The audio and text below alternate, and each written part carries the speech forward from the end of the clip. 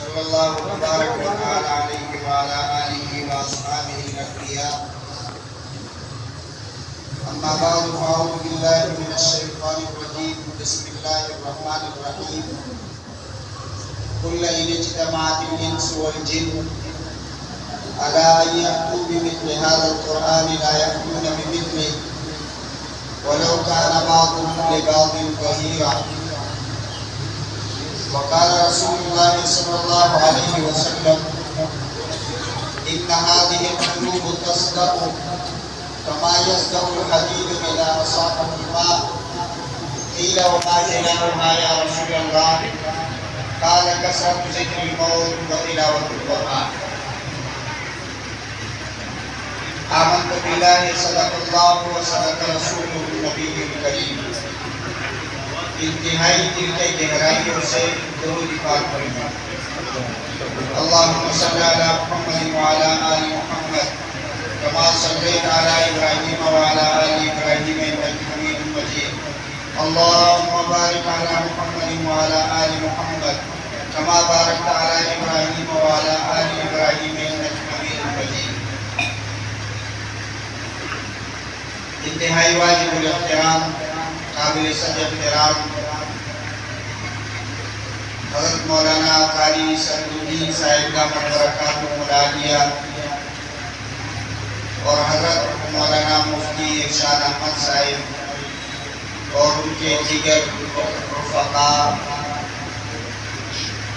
محبین متوسلین انتہائی خوشی کا مقام ہے کہ آج اللہ رب العزت نے پورا کلام پاک تراویح میں سننے کی سعادت نصیب فرمائی اللہ جل جلالہ انتہائی درجے میں اسے قبول فرمائی آمین دین کے جتنے بھی شعبے ہیں اس میں سب سے مشکل ترین کام اللہ رب العزت کے کلام کو سنانا ہے تبلیغ کا کام انتہائی آسان خانقاہ کا کام انتہائی آسان اسی طرح درس و تدریس کا کام انتہائی آسان لیکن سب سے مشکل ترین کام وہ اللہ رب العزت کا کلام تراویح میں سنانا یہ بہت مشکل کام ہے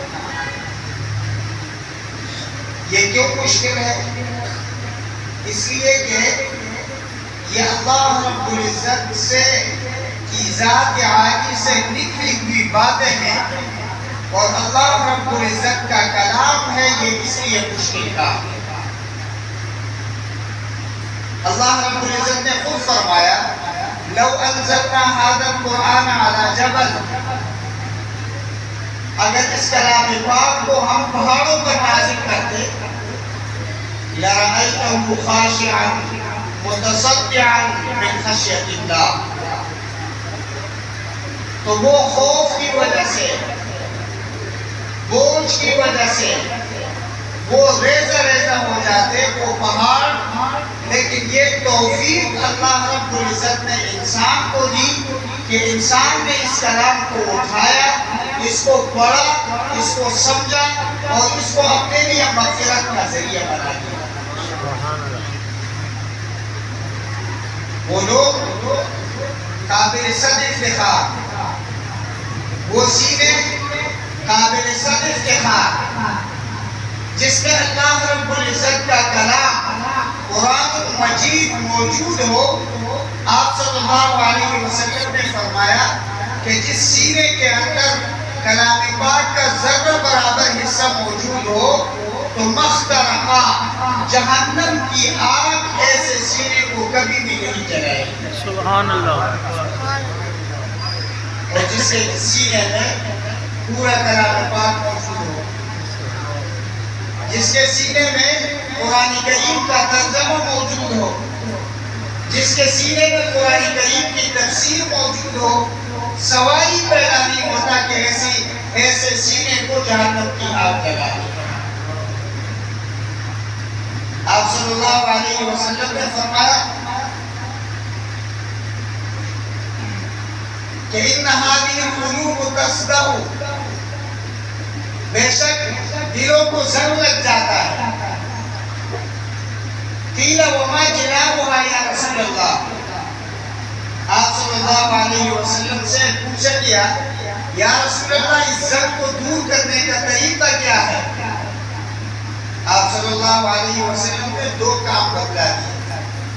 ایک کام یہ بتایا کہ کثرت ذکر الموت، موت کو کثرت سے یاد کرو، اور دوسرا کام یہ بتا دیا کہ وہ تلاوت القرآن، قرآن کریم کی تلاوت کرو، اس سے تمہاری زندگی بدل جائے. اس لیے کہ کلام پاک سے اللہ رب العزت نے صحابہ کی زندگی بدلی. حضرت عمر رضی اللہ تعالیٰ عنہ آپ صلی اللہ علیہ وسلم کے قتل کے ارادے سے گھر سے نکلے تھے، لیکن راستے میں ان کی بہنیں بھی ملے اور کہا کہ عمر کہاں جا رہے ہو؟ کہا نعوذ باللہ آپ صلی اللہ علیہ وسلم کو قتل کرنے کی نیت سے جا رہا ہوں. فرمایا کہ آپ صلی اللہ علیہ وسلم کو دور کی بات ہے، جاؤ اور اپنے گھر کی خبر لو، تمہاری بہن اور تمہارا بہنوی وہ بھی ایمان لے کر آئے ہیں، تم تو جا رہے ہو اور آپ صلی اللہ علیہ وسلم کو قتل کرنے کا ارادہ کر رہے ہیں. علماء نے لکھا ہے کہ جب وہ آ گئے، دروازہ بند تھا، در پہ دستک دی، اندر سے آواز آئی من بالباب، کہا کہ عمر بن الخطاب، کہا کس ارادے سے آئے ہو، کس نیت سے آئے ہو؟ کہا یہ بتاؤ کہ تم کیا پڑھ رہے ہو؟ اور کلام پاک کی آواز میں نے سنی ہے، کھولو دروازہ، میں نے سنا ہے کہ تم بھی ایمان لے کر آئے ہو اور محمد عربی صلی اللہ علیہ وسلم کے دین کو قبول کر چکے ہو. ان کے بہنیں بھی اندر چھپ گئے. بہن نے کلام پاک سامنے پیش کیا، کہا یہی کلام ہم پڑھ رہے تھے اور یہی کلام جو اللہ رب العزت کا کلام ہے. حضرت عمر نے خوب مانا، یہاں تک کہ لہو لہان کر دیا، لیکن وہ بھی آخر عمر کی بہن تھی.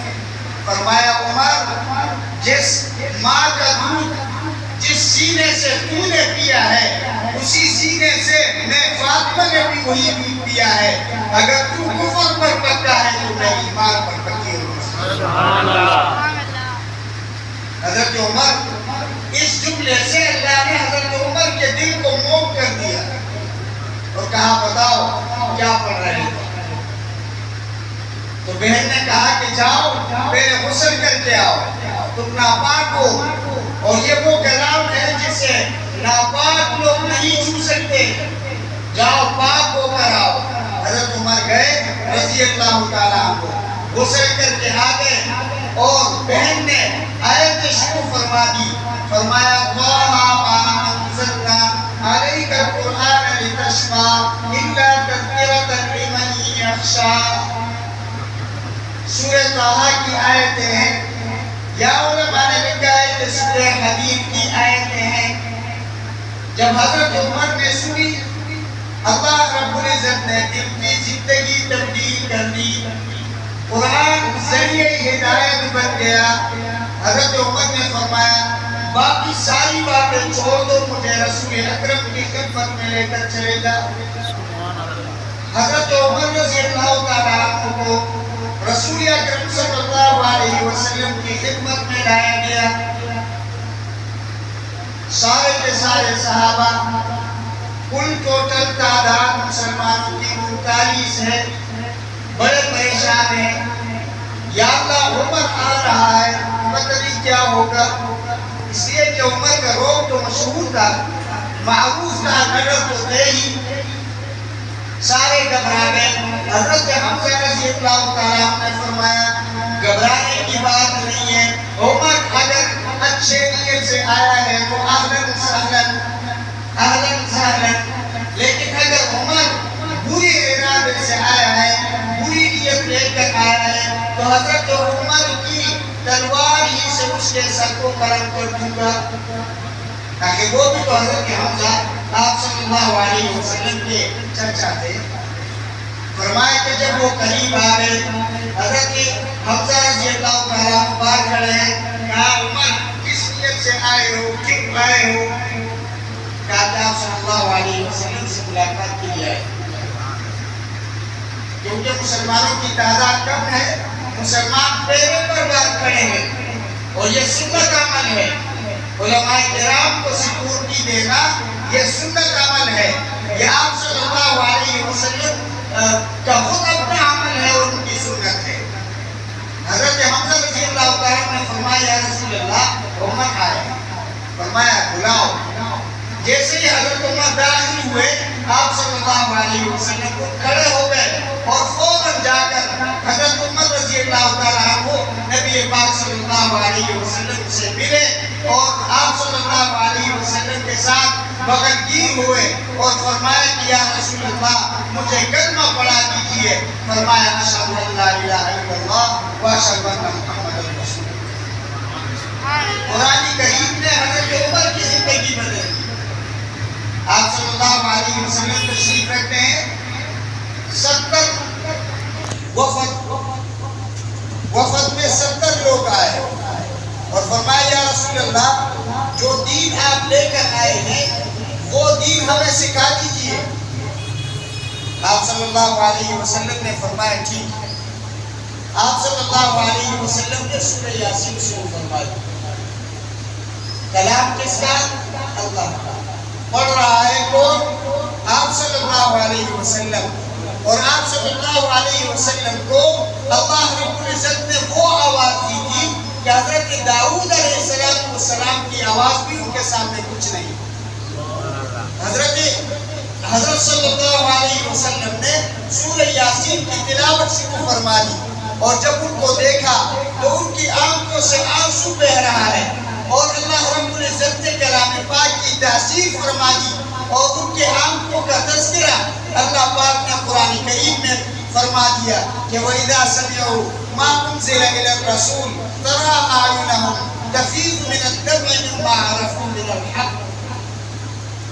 وہ لوگ جو آپ صلی اللہ علیہ وسلم کی تلاوت سن رہے تھے، اللہ رب العزت نے ان کے دل کی زندگی تبدیل فرما دی اور ان کے آنکھوں سے آنسو بہ رہے تھے، گویا کہ مما عرفوا من الحق، وہ لوگ حق کو پہچان گئے اور انہوں نے کہا ربنا آمنا، اے اللہ ہم ایمان لے کر آئے۔